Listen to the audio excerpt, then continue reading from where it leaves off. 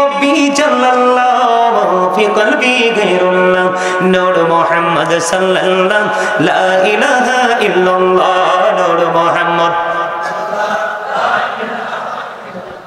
হাসবি রব্বি জাল্লাল্লাহু ফি কলবি গায়রুল্লাহ নূর মুহাম্মদ সাল্লাল্লাহু লা ইলাহা ইল্লাল্লাহ আমরা সবাই গুনাহগার ডাকি তোমায় বারেবার আমরা সবাই গুনাহগার ডাকি তোমায় বারেবার দয়াল নবীর ওসিলায় পার কইরো হাসর বেলা হাসবি রব্বি জাল্লাল্লাহু মা ফি কলবি গায়রুল্লাহ নূর মুহাম্মদ সাল্লাল্লাহু লা ইলাহা ইল্লাল্লাহ নূর মুহাম্মদ সাল্লাল্লাহু লা ইলাহা ইল্লাল্লাহ মুহাম্মাদুর রাসূলুল্লাহ সাল্লাল্লাহু আলাইহি ওয়াসাল্লাম বলেন কাহিলে নিরালাই গো নবী পাইলে নিরালাই গো নবী পাইলে নিরালাই দুই কদমে চুমু খাবো দুই কদমে চুমু খাবো চরণে ধুলি মাখবো গাই পাইলে নিরালাই নবী সারা গতি আছে কত সুন্দর গজল কথাগুলো কত সহজ আপনারা সবাই বলেন পাইলে নিরালাই গো নবী পাইলে নিরালাই বলেন পাইলে নিরালাই সবাই বলেন দুই কদমে চুমু খাবো দুই কদমে চুমু খাবো চরণে ধুলি মাখবো গাই পাইলে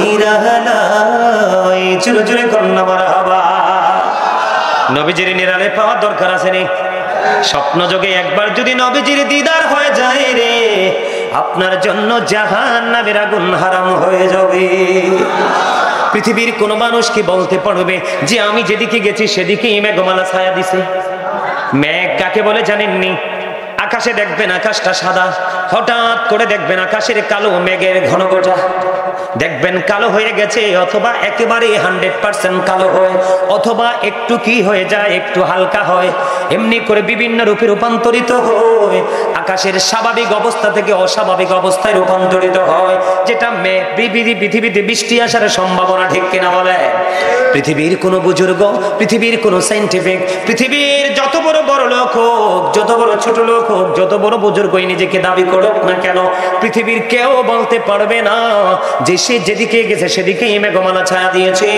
নবীজি এমন একজন রহমত ও বন্ধু আল্লাহর মনোনীত নবী আল্লাহ যাকে বলেছেন হাবিবুল্লাহ যাকে বলেছেন ইমামুল মুরসালিন যাকে বলেছেন রাহমাতুল লিল আলামিন ঠিক কিনা বলে নবীজি যেদিকে যাইতেন মেঘমালা নবীজিকে ছায়া দিত বন্ধু এটাই তো আমাদের বিবেককে প্রসারিত করার জন্য যথেষ্ট কথা কন না কেন আর জোরে বলেন ঠিক না ঠিক বন্ধুরি আমার নবীজি এমন একজন রহমত এটা এত বড় রহমত এত বড় নিয়ামত এটা আমাদের বোঝার বেশি প্রয়োজন আমার দিকে তাকান জুম্মার দিনে কেউ যদি রাসূলকে ভালোবাসে প্রতিদিন প্রত্যেকটা জুমার দিনে কেউ যদি রাসূলকে ভালোবাসিয়া মাত্র 80 বার যদি দরুদ পড়তে পারো 80 বছরের সগীরা গুনাহ আমার আল্লাহ মাফ করে দিবে বন্ধুরি আমার দিকে তাকান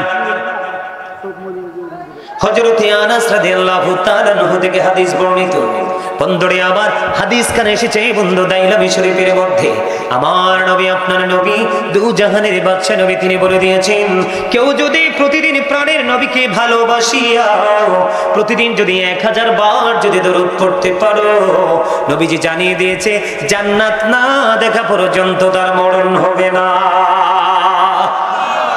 আমার কথা আপনার আর মন নাই কি কইছি কি মজার হাদিস বুঝতে পারছেন নি হাদিস শরীফের মধ্যে এসেছে আপনি আমি আমরা রাসূলকে ভালোবেসে যদি প্রতিদিন মাত্র 1000 বার দরুদ পড়তে পারি আমার মা বোনেরা যদি পড়তে পারে যুবকরা যদি পড়তে পারে যুবতীরা যদি পড়তে পারে যারা বুড়ো বাবা হয়েছেন বুড়ো মা হয়েছেন এই যে আপনারা যেখান থেকে আসছেন যেভাবে পারেন পবিত্র অবস্থায় যদি প্রতিদিন মাত্র 1000 বার রাসূলকে ভালোবেসে দরুদ পড়তে পারেন রাসূল বলেছে জান্নাত না দেখা পর্যন্ত মরণ হবে না আর জোরে কন্না সুবহানাল্লাহ দরুদ শরীফ পড়ে যারা আশিকি রাসূল বলেন মিলাদ শরীফ পড়ে যারা আশিকি রাসূল যিনি হলেন আল্লাহ তাআলার যিনি হলেন সৃষ্টি কুলের মূল দুরুদ শরীফ পড়ে যারা আশিকে রাসূল বলেন মিলাদ শরীফ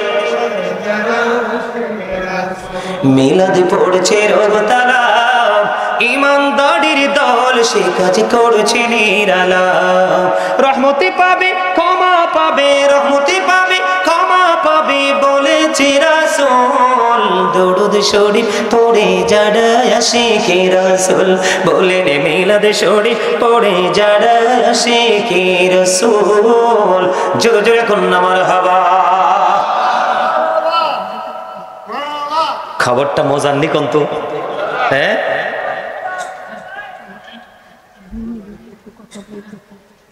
আপনি চলে যাবে আমরা রুমে চলে যাবে আচ্ছা আচ্ছা ঠিক আছে আপনি আচ্ছা ঠিক আছে মানে উনি 2 মিনিট কথা বলে চলে যাবে উনি চলে যাওয়ার পরে তারপর আমি আবার পুনরায় আলোচনাটা করব আপনি কি আরেকটু বসবেন আরেকটু বসবেন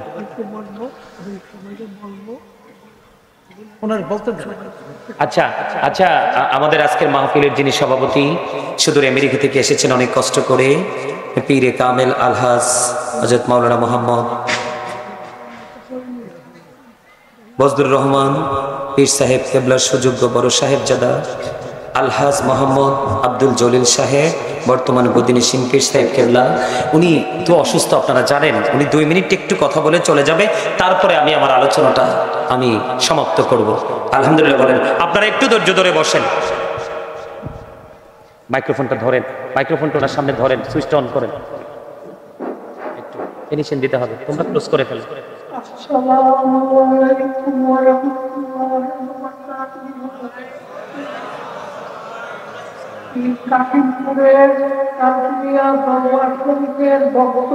কিনা জানি না মুরব্বীরা তো অনলাইনে থাকেন না এখানে অনেক যুবক ভাইদেরকে দেখা যায় ওরা হয়তো জানছে কিছুদিন আগে ইন্টারন্যাশনাল প্ল্যাটফর্মগুলোতে মিডিয়াগুলোতে আসছে আপনার একজন বৈজ্ঞানিক খ্রিস্টানদের একজন বড় ধর্মযাজক তিনি আমাদের কোরআনকে 1500 বছর আগে পড়ে ভুল ধরতে আসছে কি করতে আসছে ভুল ধরতে এসে দেখে কেউ চ্যালেঞ্জ করতে হয় না কোরআনের এক একটা আয়াত তাকে চ্যালেঞ্জ করে দিচ্ছে তার নাম হলো ডক্টর গেরি মিলার কি সেই কোরআনের চ্যালেঞ্জ দেখে সে ইসলাম গ্রহণ করে ফেলেছে জোরে জোরে বলেন সুবহানাল্লাহ আর জোরে গেরি মিলার বলেছে নবী মুহাম্মদের কাছে কোরআন এসেছে কিন্তু এখানে নবী মুহাম্মদের ব্যক্তিগত কোনো কথা নেই এটাই হলো সবচেয়ে বড় সফলতা জোরে জোরে কন্যা সুবহানাল্লাহ আর জোরে কন্যা সুবহানাল্লাহ বন্ধুরা আমার নবী কি বিশ্বাস করেন কি করেন না আর জোরে বলেন বন্ধু আব্দুল্লাহ ইবনে আমর রাদিয়াল্লাহু তাআলা আনহু থেকে হাদিস খানা বর্ণিত আমার নবীজি যখন যা বলতেন আব্দুল্লাহ ইবনে আমর সঙ্গে সঙ্গে তিনি নোট করে করে রাখতেন একদিন হঠাৎ করে কুরাইশরা বলতেছে তুমি নোট করো কেন গো নবী মুহাম্মদ সে তো উত্তেজিত হয়ে যখন কথাটা বলবে এই কথাটা ভুল তো হতে পারে জোরে জোরে কন্না নাউজুবিল্লাহ হাদিসের রাবী হলেন আব্দুল্লাহ ইবনে আমর রাদিয়াল্লাহু তাআলা আনহু তিনি বললেন আমাকে যখন বলল নবী মুহাম্মদ উত্তেজিত হয়ে যাবে উত্তেজিত হয়ে যখন এই কথাটা বলবে এটা নেগেটিভ হতে পারে ভুল হতে পারে কেন তুমি এটা নোট করো এই কথা বলার পরে আব্দুল্লাহ ইবনে আমর তিনি বললেন আমি নোট করা বন্ধ করে দিলাম বন্ধ করে দিয়ে নবীজির কাছে দরখাস্তটা করে দিলাম নবীজির কাছে দরখাস্ত করতে দেরি রে নবীজি বলে দিয়েছেন এই পবিত্র জবান দিয়ে কখনো কোনো রং কথা আসবে না মালিক যেটা চায় সেটাই বের হবে কারণ এই জবান এই নবীকে কন্ট্রোল করতেছে স্বয়ং মালিক জোরে জোরে কন্যা সুবহানাল্লাহ এরপরে আব্দুল্লাহ ইবনে আমর বললেন নবীজির এই শক্ত বার্তা শুনে আবার পুনরায় নবীজির কথাগুলো নোট করতে থাকলাম নবীজির কথার মধ্যে কোনো সন্দেহ আসেনি ইহুদিরা কি বক্তব্য দিয়েছে জানেননি ইহুদিরা বক্তব্য দিয়েছে তারা বলেছে বন্ধু হযরত মুহাম্মদ সাল্লাল্লাহু আলাইহি সাল্লাম was born in a rough country his father's name was Abdullah his mother's name was Amina his father had died before he was born he lost his mother in his childhood he was very truthful প্রাণের নবী ছিলেন শ্রেষ্ঠ সত্যবাদী বন্ধু বাংলাদেশ বাংলাদেশের সব আলেমরা দেখবেন কোরআন তেলাওয়াত করার পরে এবং ক্লাসে স্টুডেন্টদেরকে হাদিস পড়ানোর পরে, ক্লাসে কোরআন পড়ানোর পরে, ব্যক্তিগতভাবে ঘরে কোরআন তেলাওয়াত করার পরে দেখবেন সবাই বলে সাদাকাল্লাহুল মাওলানাল আযীম ওয়া সাদাকা রাসূলুহুন নাবিয়ুল হাবিবুল কারীম। বলে কি বলে না? তার মানে আল্লাহর কথা সত্য, নবীর কথাও সত্য, এটা মনের অজান্তেই বন্ধু সবাই আমরা বিশ্বাস করি। এই জন্যই হয়েছি আমরা ঈমানদার। সুবহানাল্লাহ কয় না? ভালো লাগেনি? আরো জোরে বলেন না। আমি এই জন্য ছোট্ট একটা আয়াত তেলাওয়াত করেছি, ওমা আরসালনাকা ইল্লা রাহমাতাল লিল আলামিন। আমার প্রভুর প্রভুত্বের সীমানা যত দূর জুড়ে আপনার আমার প্রাণের নবী তত দূর জুড়ে সীমানা জুড়ে রহমত। নবীজিকে আল্লাহ আমাদের কাছে কি হিসাবে পাঠাইছে? রহমত। আমি বন্ধু ব্যতিক্রম ভাবে একটু আলোচনা শোনাতে চাই আপনাদেরকে। আমাদের আল্লাহ বলছেন কি বেঈমানেরা ঈমানদারদের কি শত্রু। কেন শত্রু জানেন? আমাদের ধর্মটা যিনি সৃষ্টি করেছেন, আমাদের ধর্মের নির্মাতা কে? আল্লাহ। ইন্নাদ দীনা ইনদাল্লাহিল ইসলাম। আল্লাহর মনোনীত ধর্ম হলো ইসলাম ধর্ম। ঠিক কিনা বলেন? Islam is not only a religion but also complete code of life. পরিপূর্ণ এবং পূর্ণাঙ্গ জীবন ব্যবস্থাটা রয়েছে ইসলামের মধ্যে, কারণ এটা আল্লাহর মনোনীত ধর্ম। এবার আসেন, এই যে যারা বেঈমান, যারা আপনার পূজা করে বিভিন্ন উপাসনালয়ে গিয়ে তারা উপাসনা করে, এদের সম্পর্কে আল্লাহ কোরআনে বলেছেন ইন্নামাল খামরু ওয়াল মাইসিরু ওয়াল আনসাবু ওয়াল আজলামু রিজসুম মিন আমালিশ শাইতান। আল্লাহ বলেছেন মদ, জুয়া, মূর্তি, ভাগ্য গণনা, এই যে মূর্তি বানায় এটা কার কাজ? শয়তানের কাজ। কার কাজ? দেখেন আল্লাহ রাব্বুল আলামিন আমাদেরকে কিভাবে সচেতন করেছে আমরা মুক্ত হওয়ার জন্য, পরিপূর্ণ হওয়ার জন্য। এটা কার কাজ? শয়তানের কাজ। কার কাজ? এটা শয়তানের কাজ। বলছে কে? গাজী সুলাইমান না আল্লাহ? আরো জোরে বলেন না। আল্লাহ। এখন এটাকে ধর্মটাকে সৃষ্টি করছে কে? শয়তান। কে? মানে এই শয়তান কি আমাদের বন্ধু না শত্রু? আরো জোরে। Satan is the eternal enemy of the believers. ঈমানদারদের প্রকাশ্য শত্রু হলো কারা? বেঈমান এবং শয়তান। তার মানে শয়তানে মূর্তি বানাইয়া তাদেরকে মূর্তি পূজা করার ট্রেনিং দিছে। তাহলে এখান থেকে কি বোঝা যায়? ওরা আমাদের কখনোই, শয়তান এবং বেঈমানরা কখনোই আমাদের বন্ধু হতে পারে না।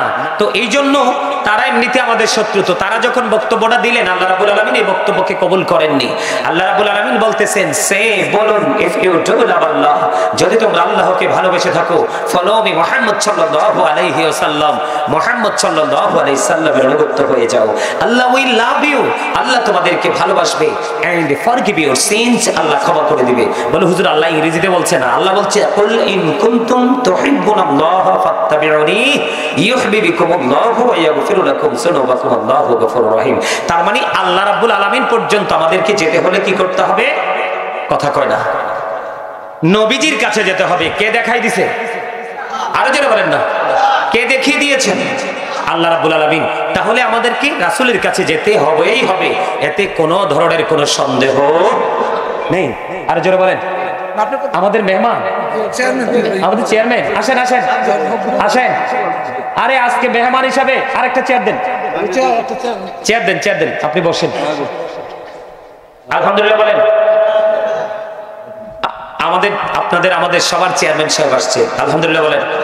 আরো জোরে। আমার কথাগুলো কি আপনাদের কাছে ভালো লাগছে? সবার কাছে বুঝতেছেন? কারণ আমি জিকিরের যে ছোট্ট একটা টপিক, এটা থেকে বের হয়ে গেছি। এখন আমার যে আলোচনার যে ধারা, আজকের যে শিরোনাম, সেই শিরোনাম অনুযায়ী আজকে আমি আলোচনা করব। যতটুকু আমার শরীরে কুলায়, যতটুকু আমি পারি ততটুকু করব। আপনাদেরকে ধৈর্যশীল রূপে পাবো তো না? নবীর কথা বললে রাগ হইবেন? নবীর কথা বললে খুশি হওয়া লাগবে। কারণ আল্লাহ বলেছেন আমাকে পেতে হলে স্টেশন হলো মদিনায়, টিকিট কাউন্টার কোথায়? আরো যারা বলেন কোথায়? এটা কি আমার কথা না কোরআনের কথা? তো কোরআনের কথা কি পৃথিবীর কারণ আল্লাহর? আমিও বাণী, যেটাকে বলা হয় দাহুলি কোরআন, একেবারে পবিত্র গ্রন্থ, যেটাতে বিন্দু পরিমাণ কোনো সন্দেহ। আপনারা শুনছেন